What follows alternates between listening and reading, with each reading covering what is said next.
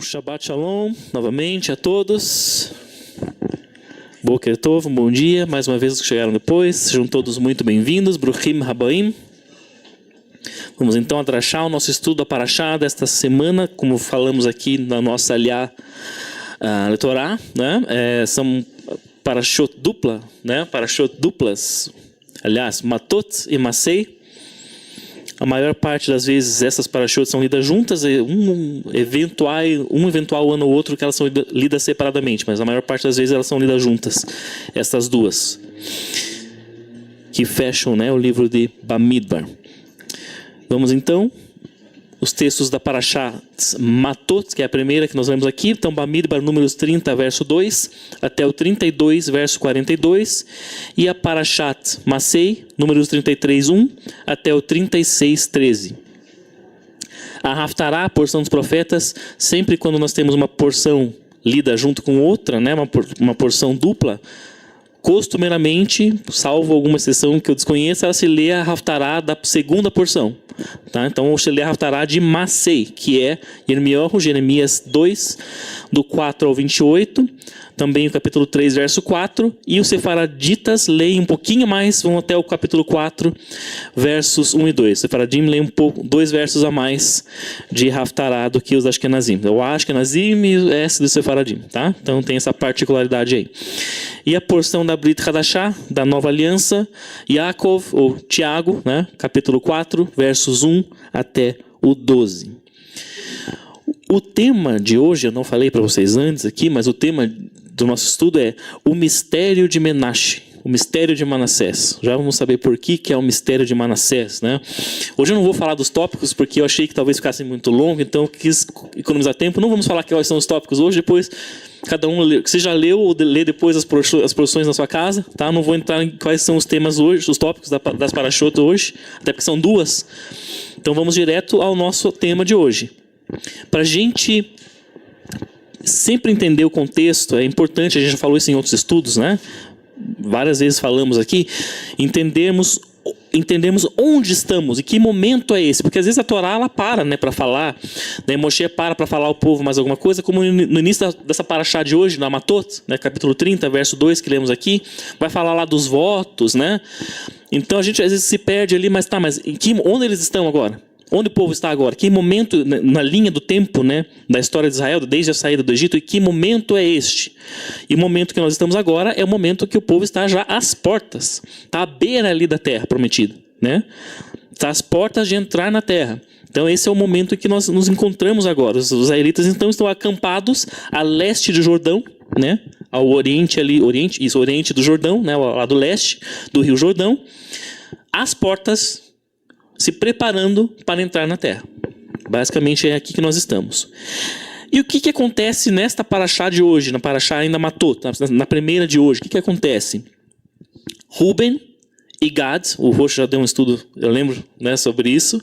Ruben e Gad, duas das tribos, chegam para Moshe, olham para aquela terra onde eles estão agora, que não era ainda a terra prometida, eles não tinham ainda atravessado o Jordão, estavam de novo às portas de entrar, mas Ruben e Gad, duas das tribos, os seus líderes, examinam aquelas terras onde eles estão acampados e veem que é uma terra de pastos, né? Tem muito pasto, e eles são duas tribos que têm muito gado, ovelhas, carneiros, etc, né?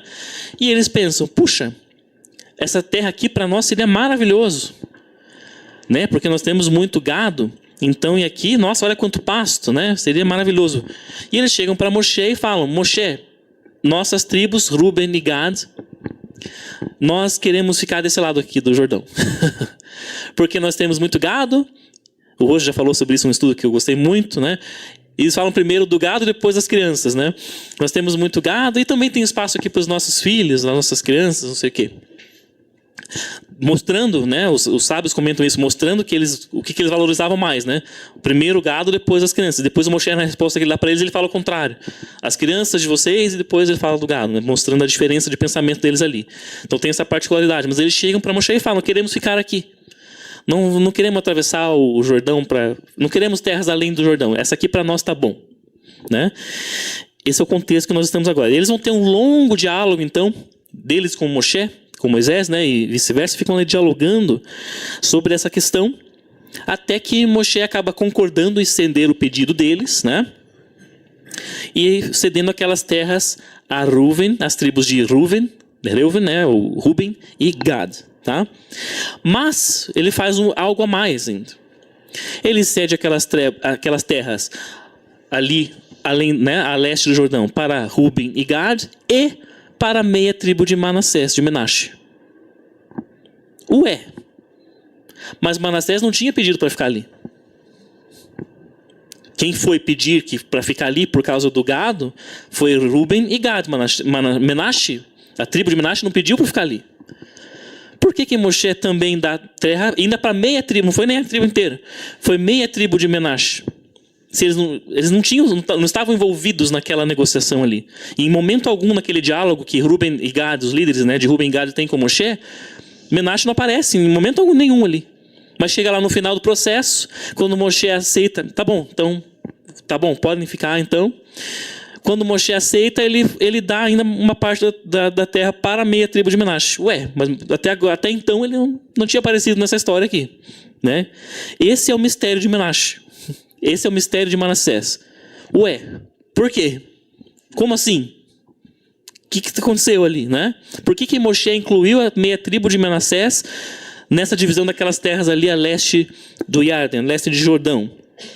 E por que foi só meia tribo? Não foi então de uma vez a tribo inteira? Foi só meia tribo que ia ficar ali, e a outra metade ia atravessar, ia ter terras para além do Jordão, lá na terra onde de fato seria a terra prometida, né? Por que dividir essa tribo? Dividiu literalmente a tribo em dois lados. A tribo ficou de um lado do Jordão e do outro lado do Jordão, dividida a metade da tribo de Manassés. Por quê? Né? Então, parece haver alguma coisa a mais nessa conversa que Moshe tem com os líderes de Ruben e Gad, né? Que faz com que faça sentido esta inclusão de Menashe, de Manassés no acordo. Nesse acordo que é feito ali. Mas o que seria esse algo nessa conversa? Porque nas palavras que são ditas, e nós vamos ler aqui, vamos examinar esse texto que se encontra em Números 32, nas palavras que são ditas, a princípio não pegamos nada. Mas precisamos então fazer aquele nosso velho exercício da nossa cavar e chegar neste algo que faz com que esta resolução essa resolução final de Moshe faça sentido, tá? Vamos então destrinchar um pouco mais essa história, né? E enquanto destrinchamos, eu vou pedir para vocês tentarem ir fazendo aquele nosso velho jogo de já vi isso antes. Já vi essas coisas antes em algum outro lugar da Torá, tá? Mas por enquanto vamos no nosso destrinchar aqui, começando ali então com Números 32, versos 6 até o 8. Vamos ler lá então.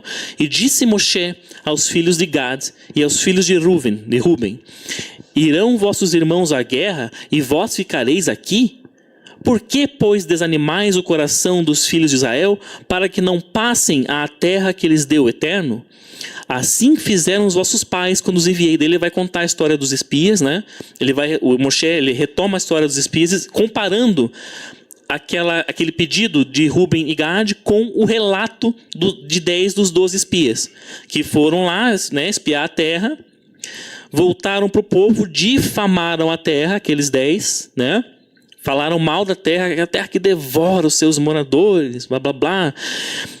E o que aconteceu lá? Todo, né, o povo foi na onda deles. O povo foi na onda daqueles 10. Ignoraram totalmente o que Caleb e Yehoshua e Josué disseram, né, que eram 2 dos 10, e foram na onda daqueles 10 que tinham difamado a terra, feito Lashon Hará da terra, né? E começaram a chorar, né? Lembram desse episódio. Então Moshe ele relembra esse episódio aqui, comparando as duas situações. Mas não é isso aqui que nós já vimos antes, tá? É só isso aqui o que Moshe fala claramente ali. Quando eu enviei lá para espiar a terra, tá? É como se ele dissesse assim para Ruben e Gad: vocês vão realmente abandonar os seus irmãos? Vocês vão querer ficar aqui numa boa e deixar que os outros atravessem e se virem para conquistar a terra deles? Que seria a terra prometida? Vocês vão abandonar os irmãos de vocês? Vocês vão trair a confiança deles, porque nós viemos todos juntos até aqui, chegamos até aqui, estamos às portas da terra que de fato o Eterno nos prometeu, e agora vocês querem trair a confiança dos seus irmãos e dizer que vocês vão ficar aqui, e eles que se virem para atravessar e conquistar lá e lutar contra os cananeus, é isso? É como se Moshe dissesse isso para eles, nesse instante, né? E aí, né? É como se ele complementasse, olha, 40 anos atrás, né?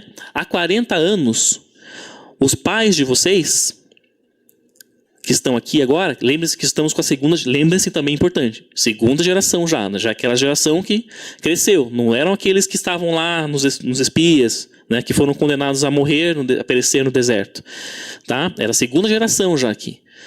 Então, os pais de vocês, Ruben e Gad, há 40 anos estavam numa situação assim, né? Prestes a entrar na terra. Aí foi lá um pequeno grupo de espias e 10 desses voltaram de difamar a terra e todo o povo seguiu eles. Por isso que ele fala, vocês vão desanimar o coração dos filhos de Israel, porque agora chega aqui na beira da terra de novo, como os pais de vocês fizeram, e vocês não querem entrar. E se o resto do povo todo, por causa de vocês, desanimar e também não quiser mais entrar? De novo. É isso que Moshe fala para eles, né? Esse que é o ponto de Moshe aqui, tá? E aí, vem uma resposta, né? Não, aqui ainda que Moshe fala, tá? Já vamos para a resposta de Ruben e Gad. Mas Moshe segue então nos versos 14 e 15. E eis que vós vos levantais em lugar de vossos pais, como discípulos de homens pecadores, para aumentar ainda a ira do Eterno contra Israel. Se deixardes de segui-lo, também ele tornará a vos deixar no deserto, e arruinareis a este povo todo. Ou seja, é isso que ele está falando. Por causa de vocês, se a ira do Eterno se acender de novo contra Israel, porque o povo não quiser entrar na terra de novo, quando está aqui já pronto, e de novo eles não quiserem entrar, né? Vocês vão deixar de seguir o Eterno e ele vai abandonar vocês de novo no deserto. É isso que Moshe fala. Que já tinham ficado 40 anos ali, rodando, né? Circulando, por conta disso. Tá? É isso que Moshe está falando. Então, a partir disso aqui, é que Ruben e Gad vão apresentar então uma resposta. De novo, eles têm um diálogo longuíssimo aqui no capítulo 32, fica indo e voltando, né? Mas o Ruben e Gad vão então colocar o seu ponto ali, tá? Seguindo adiante no texto, então versos 16 e 17. E chegaram-se a ele, quem lê hebraico guarde para si, daqui a pouco. Chegaram-se a ele e disseram: currais edificaremos para nosso gado aqui, e cidades para as nossas crianças. De novo, aquilo que o Roxo comentou no estudo, né? Primeiro eles falam do gado, depois eles falam das cidades para as crianças. Ou seja, o peso maior, o olho deles estava maior aqui, né? No gado que renderia, tá?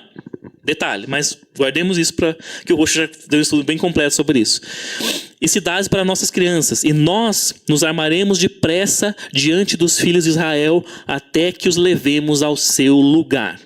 Tá? Isso, versos 16 e 17. Então, o que eles falam, né? Não, Moshe, não.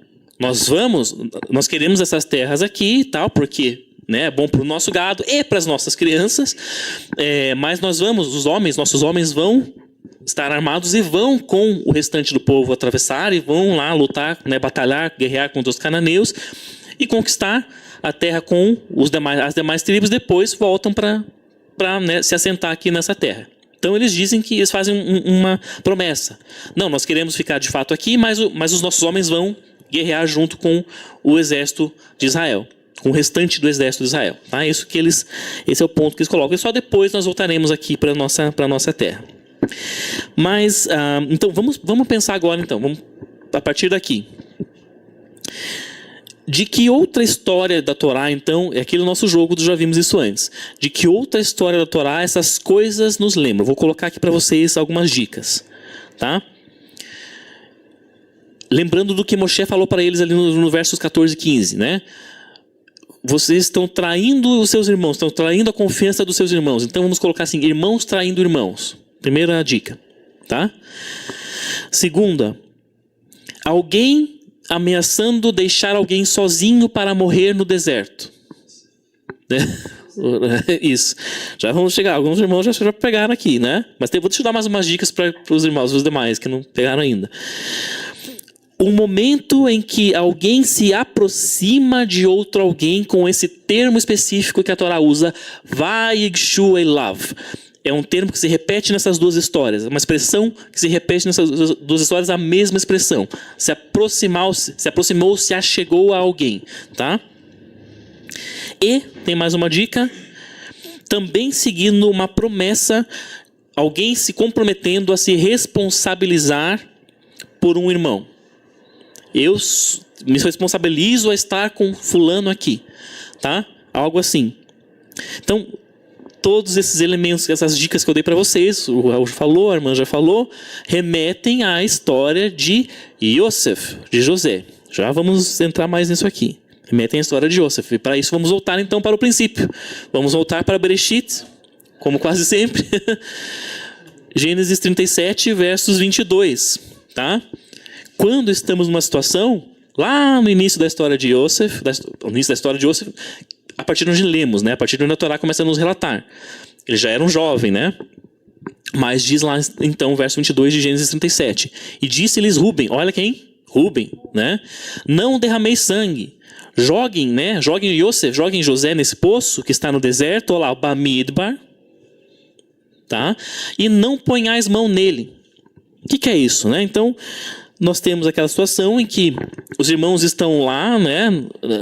Enfim, no campo, e eles veem Yosef vindo de longe com aquela sua túnica, que provavelmente era quase um marca-texto, né? Eles vinham de longe brilhando, lá veio Yosef lá com aquela túnica dele, né? Especial. E ele já tinha um histórico, a gente sabe, né? Isso a Torá às vezes não deixa muito claro, mas segundo os sábios, ele tinha um histórico de ser um dedo duro, né? E isso também pesou contra ele, ele teve consequências disso também, tá? Então ele ia de propósito lá para ver se eles estavam trabalhando ou não, e depois ele voltava para contar para o pai o que eles estavam fazendo, era isso, tá? Basicamente era isso. E eles viram já, né, já muito irritados com ele, com o fato de ele ser o preferido, né, do seu pai, etc. Então eles pegam ele e jogam ele no poço, né? Aliás, não jogam no poço, eles pegam ele e querem matá-lo. Mas aí o Rúben, que era o primogênito, o mais velho, fala, não mata não pode, né? Não põe as mãos nele, não vamos derramar sangue. Vamos fazer o seguinte, joga ele no poço aí, deixa ele aí no poço, no deserto. E a Torá diz, se você ler lá o texto de Gênesis 17, que o poço estava vazio, não tinha nem água. Não é só porque não tinha água que ele não ia se afogar, é porque não tinha nem água para beber, irmãos. Tá? É nesse sentido também. Não tinha água no poço. Então jogaram ele e deixaram lá. Fica aí. O dia inteiro lá. Né? Meio que isso. Tá? E dali, então, o que aconteceu com Yosef dali? O que aconteceu com José a partir dali? Né? Ficou naquele poço, né? Quase como se deixado no deserto. Onde? No Bamidbar. No deserto para morrer, né? Mas aí vem Judá se levanta e diz, né? Vamos fazer o seguinte, então, em vez, né, de matar ele, qual que é a proposta que ele faz? Vendê-lo como escravo, né? Eles veem as caravanas lá, né, dos ismaelitas e etc. passando, vamos vendê-lo como escravo. E a gente sabe o que acontece com Yosef, onde ele vai parar. O que acontece com ele? Ele se torna o primeiro escravo israelita no Egito. Não é? Ele foi parar no Egito como escravo. Então ele foi o primeiro escravo israelita no Egito. Olha só. Primeiro. E depois a gente sabe o que aconteceu depois. Né? E aí, tal, né? Fica lá, já sabemos essa resolução da história de Yosef, né?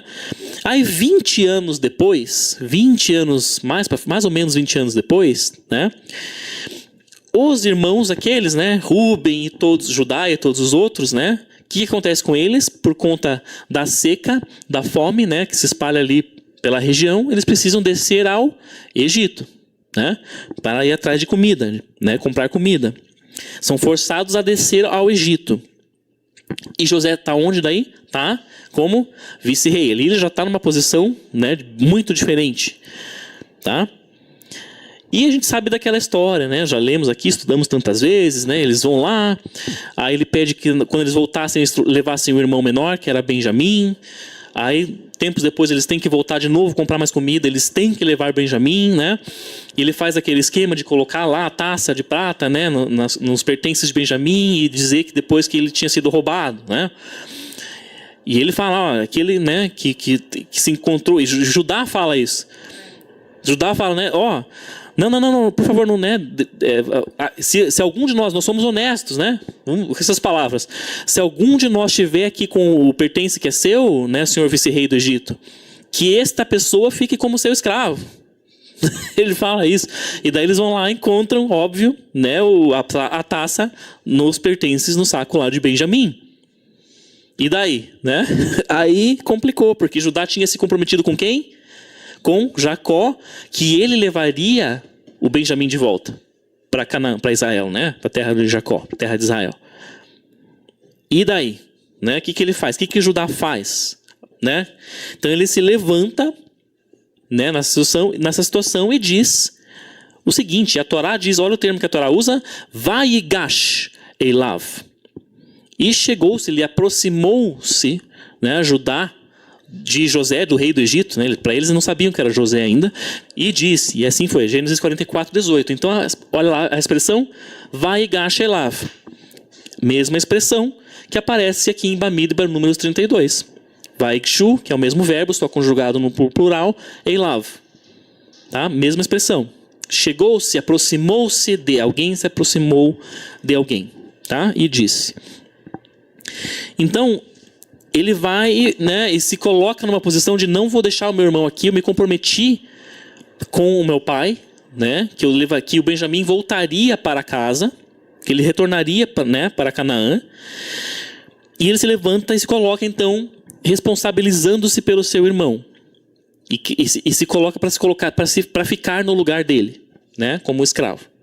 Então, é o momento, isso quando Judá, nós já estudamos isso aqui num outro estudo também, algum tempo atrás, não sei exatamente quanto, mas esse momento em que Judá faz isso é quando ele vira a chave. Quando ele começa a virar a chave, a mudar a história.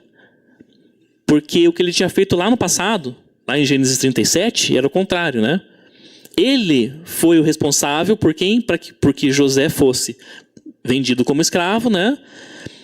E a mentira de que eles contaram para o pai que ele tinha morrido, né? O responsável tinha sido Judá, ele que tinha dado a ideia. E aqui, naquela situação em que eles são confrontados por pensem, eles não sabiam que era José. Era o vice-rei do Egito. Era, né, o principal do faraó ali na frente deles. E aquele homem falando, ó, tá, encontrou aí a minha taça, ele que roubou, ele vai ser meu escravo. E Judá podia ter falado... Né, feito, tá bom. Lembra, qual que era a situação agora dos filhos de Jacó? O filho favorito, José, já não, né, tinha, entre aspas, morrido, né? Assim eles tinham contado para o pai. Qual que era o segundo filho de Raquel? Que é a mulher amada de Jacó, né? Benjamim. Entendemos que esse apego de Jacó com Benjamim também tinha uma certa preferência ali de novo. Transferiu, né, de José para o Benjamim. Então agora Judá podia falar, que fica então esse, né, mais um que a gente se livra, né? Mais um filho favorito aí que a gente fica aí então como escravo, deixa, fazer o que aconteceu, né? Não foi culpa nossa, o menino foi lá, roubou a taça, né? Ele podia ter feito isso, mas não, ele se levanta e ele vira a chave. Ele entende aquele confronto, ele entende, ele enxerga o erro do seu passado e ele vira a chave. E se coloca ali em favor do seu irmão, Benjamim, honrando a promessa que ele tinha feito para o seu pai. Então, as coisas começam a mudar, né? E é ali, a partir disso, que a relação entre os irmãos começa a ser restaurada. É quando Yosef vê isso, ele tinha vivido aquilo com Judá. E Judá tinha dado a ideia dele ser vendido como escravo, né? Então, quando Yosef vê isso, é que ele começa a se quebrar. Além de ter visto Benjamim, claro, seu irmão, né, que era o irmão da mesmo pai e mesma mãe, mas é quando ele vê essa atitude de Judá, ele começa a se quebrar. Então aquela relação começa a se restaurar ali. E aqui então na porção de hoje, na porção Matot, né, nós vemos Ruben e Gad de novo preocupados com o seu gado, né, principalmente com o seu gado. Assim como quem? O que os irmãos de José estavam fazendo no campo quando ele apareceu lá com aquela túnica, né, brilhante? Estavam com as ovelhas, né? Estavam com o gado lá. Então, ó, de novo, o gado lá e o gado aqui. Então, Ruben e Gad preocupados aqui em números com o seu gado, né? Assim como os irmãos de Yosef estavam lá no campo, em Gênesis 37, tá? E aí, Moshe, então, por isso que Moisés fala, ele sugere que eles estão traindo Ahihem, os seus irmãos. Ele fala, Ahihem, ele chama os seus irmãos, vocês estão traindo a confiança deles. Né? Vamos lá para gente, voltando em números, então, 32, 15. E aí, Moshe vai usar uma palavra bem curiosa. Está em hebraico, que a tradução não pega. Se deixardes de segui-lo, Viasaf od, ele tornará a vos deixar no deserto e arruinareis a este povo todo. O verbo que Moisés usa, Viasaf od, olha só que interessante, né? É a mesma raiz de Yosef, José. Como se ele falasse assim, ó, vocês vão estar fazendo o que fizeram com José od, de novo. Então tem essa fala de Moshe tem vários aspectos que você consegue pegar ali, numa palavra que ele dá para eles. Vocês, né, e a tradução é, de fato, ele tornará, mas tem essa coisa, Yasaf od. Vocês vão estar fazendo o que foi feito com José de novo. Nesse sentido, né? Então, deixareis os vossos irmãos lá abandonados, vão ter que atravessar o Jordão e vão estar sozinhos no deserto, Bamidbar, né? Tal como os irmãos de Yosef fizeram com ele, jogando ele naquele poço e deixando ele lá abandonado para morrer sem água, sem comida, sem nada. O poço estava vazio e sem água. A Torá diz em Gênesis 37. Deixando ele para morrer sozinho no deserto. Quase isso, tá? Então, e o tema Yosef, esse tema daí de Yosef, de José, ele prossegue nas respostas dos irmãos também, né? Eles vão falar, nós já falamos aqui sobre a expressão Vaigshu elav, e aproximaram-se, achegaram-se a, né? Então fala que os filhos de Ruben e Gad, Vaigshu elav, aproximaram-se de Moshe. De novo, eles fazem algo que lembra a história de Yosef, tá? Querendo dizer assim, nós vamos assumir a responsabilidade para com os nossos irmãos, vamos arriscar as nossas vidas por eles. Sim, queremos essas terras aqui. De novo, eles tinham sim essa questão muito forte, mas eles tomam uma posição que Judá tomou lá atrás. Eles se levantam, aproximam-se de, como Judá aproximou-se de, Vaigshu elav, tá? Judá aproximou-se do vice-rei, né, do Egito, e eles aproximam-se de Moshe e se comprometem.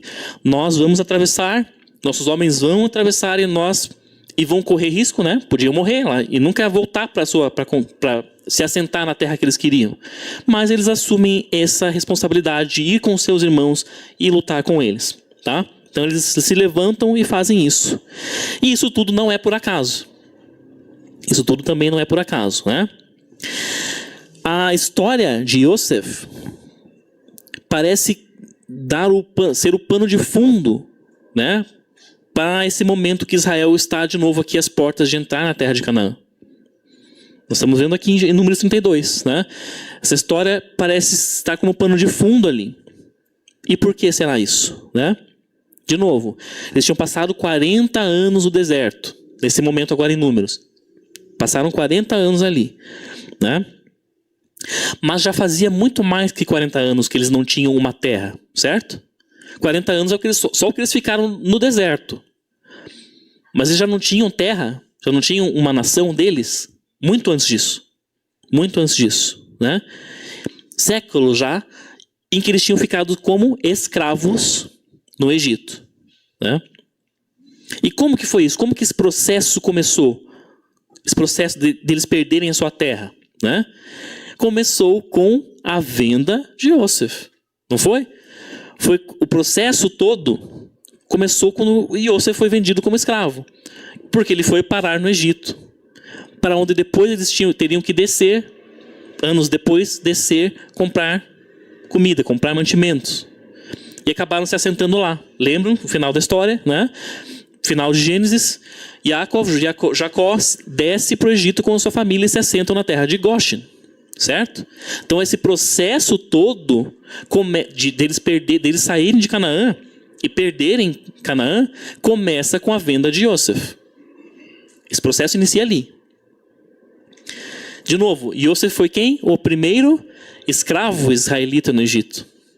Foi o primeiro, porque depois o povo todo, né, anos depois, quando mudou lá o faraó, que não conhecia Yosef, o povo todo foi escravizado. Todos os filhos daqueles que tinham descido para o Egito, né, os seus descendentes, todos os descendentes deles foram escravizados. Então Yosef foi só o primeiro, se a gente pensar por essa perspectiva, né? Então, por um breve momento, né, os filhos de Jacó, eles viveram juntos em Canaã. Naquela época em que eles com suas famílias, né? Poucas pessoas, apenas. Foi um breve momento que eles viveram, de fato, assentaram na terra e tinham tomado posse daquela terra, que tinha sido prometida para Abraão, né? Eles tiveram um breve momento lá em Canaã. Aí já tiveram que descer para o Egito. Desceram e se assentaram no Egito, né? Então, de novo, né? A venda de Yosef foi o que começou a mudar isso. A venda de Yosef foi o início do processo deles saírem da terra. E agora aqui em Números, né? Eles estão prestes a fazer o quê? Restaurar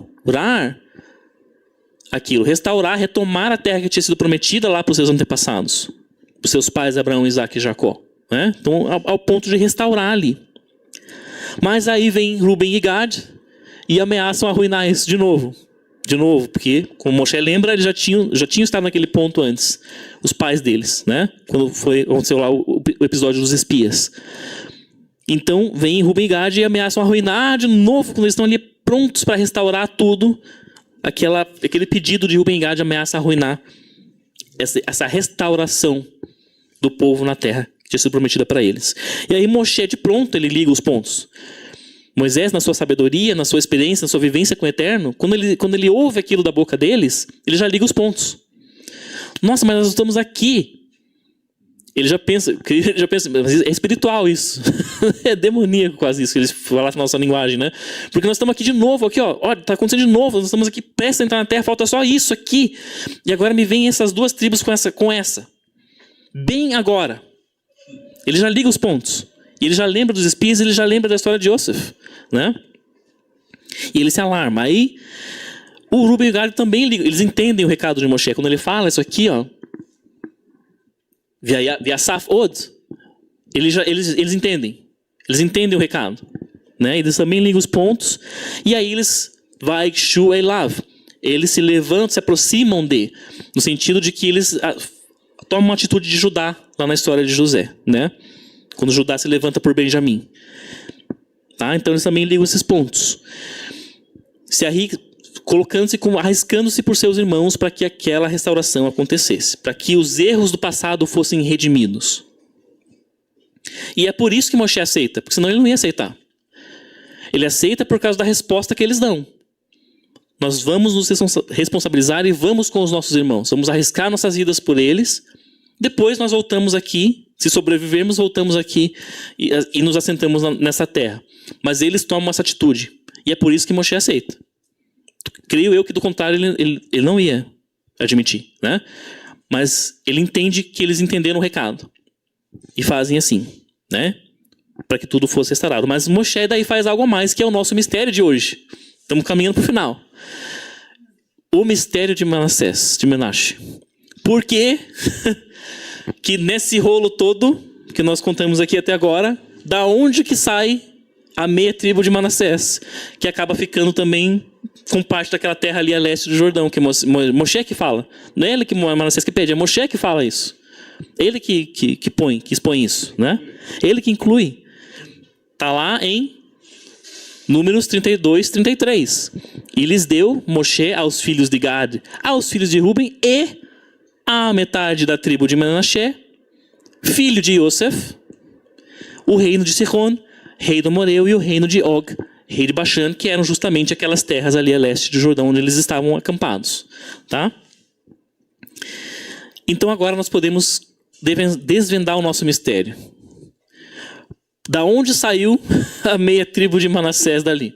Né? Da cabeça de Moshe. Por que ele faz isso? Né?